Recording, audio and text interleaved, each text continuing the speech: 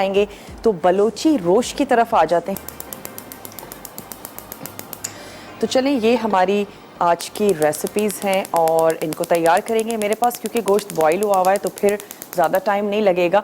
और ऐसा करते हैं कि ब्रेक ले लेते हैं और ताकि हम अपना चूल्हा भी ऑन करवा लें। छोटा सा ब्रेक है, लेकर आते हैं। जब ब्रेक से वापस आएंगे तो बलोची रोश से आगाज़ करेंगे। आपने कहीं नहीं जाना है, स्टे ट्यून, देखते रहिए मसाला टीवी। वापस आ चुके हैं एक बहुत ही छोटी सी ब्रेक के बाद और स्टोव कर लेते हैं ऑन। इसमें मैं ऐड करने जा रही हूँ 3-4 टेबल स्पून ऑयल और साथ ही हम इसमें ऐड कर देंगे लहसुन। तो वो ऐड कर देते हैं इसमें लहसुन। ऑयल गर्म भी होना शुरू हो जाएगा और फिर हमने लहसुन को थोड़ा सा उसका कच्चापन दूर होने देना है। और फिर आप इसमें, मेरे पास बॉईल हुआ हुआ गोश्त है, आप कच्चा गोश्त इसमें शामिल कर दीजिएगा और इतनी देर तक इसको पकाइएगा कि वो बहुत अच्छे से गल नहीं जाता। और साथ ही मैं इसमें गरम मसाला भी बहुत ज़्यादा नहीं ऐड कर रहे हैं, सिर्फ सफ़ेद ज़ीरा है जो मैं इसमें शामिल करूँगी और नमक हम इसमें ऐड करेंगे। काली मिर्चें शामिल करेंगे हस्बे ज़रूरत। अगर फ्रेश कुटी हुई ऐड कर रहे हैं तो फिर टेस्ट और भी अच्छा और ज़बरदस्त आएगा। और काली मिर्चों को बिल्कुल हल्का भी मत लें, अच्छी खासी इसमें तेज़ी होती है और बिल्कुल भी फीका नहीं होगा ये खाना।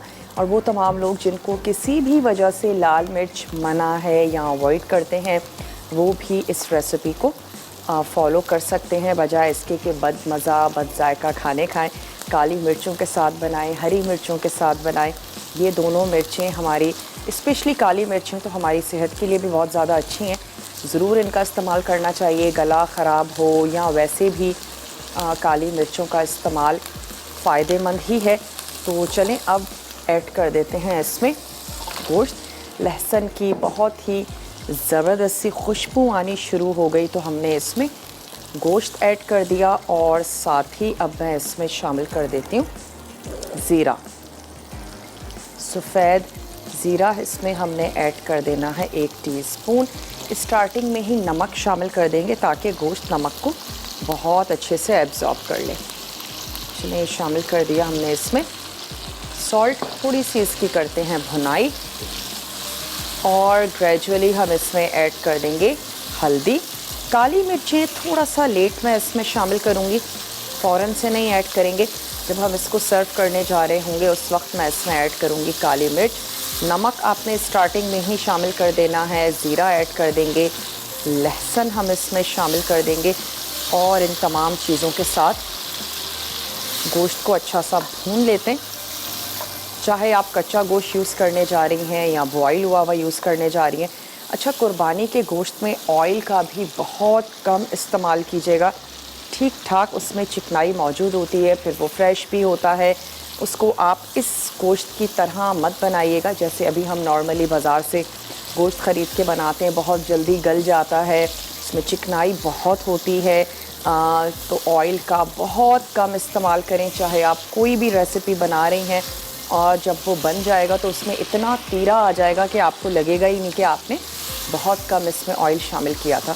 चलें, जब तक हम ये भून रहे हैं आपको मैं अज्जा भी नोट करवा देती हूँ। आज जो हम बनाना स्मूदी बनाने जा रहे हैं उसमें हम ऐड करने जा रहे हैं केले, लाल शरबत शामिल करेंगे, दूध उसमें जाएगा, बर्फ़, दही और हस्बे ज़रूरत ऐड करेंगे। गोश्त है वो गला हुआ था तो मैं इसमें वेजिटेबल्स भी शामिल कर देती हूँ, जिसमें हमारे पास है टमाटर और साथ ही हम इसमें यूज़ करेंगे प्याज। चलें, बड़े बड़े पीसेस कर लिए हरी मिर्चों के, ये हमने इसमें शामिल कर दिए। टमाटर के भी आप 4 से 8 पीसेस कर लीजिए। भूनने के बाद ऐड कीजिएगा, भूनने से पहले शामिल मत कीजिएगा क्योंकि सब्ज़ी को बहुत मैश नहीं करना, थोड़ी सी सॉफ्ट हो जाए लेकिन साबित ही रहे। इस तरीके से हम इसको बनाएंगे। चलिए, थोड़ा थोड़ा सा इसको भूनते भी जाते हैं। पानी मैं इसमें ऐड कर दूंगी तकरीबन 1 कप या जितनी आपको ग्रेवी चाहिए, यखनी कह सकते हैं, उतना आप इसमें पानी ऐड कर दीजिए। 2 से 3 ले लीजिए टमाटर। प्याज ज़्यादा अच्छी लगती है, प्याज की मिकदार को बढ़ा सकते हैं। मैं इसमें 2 अदद ऐड कर दूंगी प्याज और 2 अदद ही शामिल कर देंगे बड़े साइज़ के टमाटर। चले जी, ये चले गए इसमें टमाटर। साथ ही ऐड कर देते हैं पानी।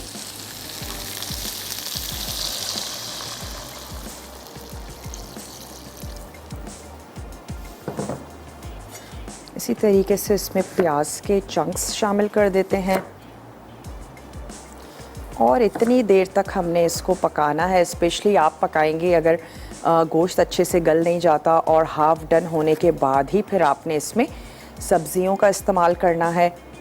और मैं इसको 15 से 20 मिनट के लिए तैयार कर लूँगी ताकि सब्ज़ी अच्छे से सॉफ्ट हो जाए और यखनी मज़ेदार सी तैयार हो जाए। तो चलिए, चली गई इसमें प्याज, थोड़ा सा इसको उबाल आने देते हैं।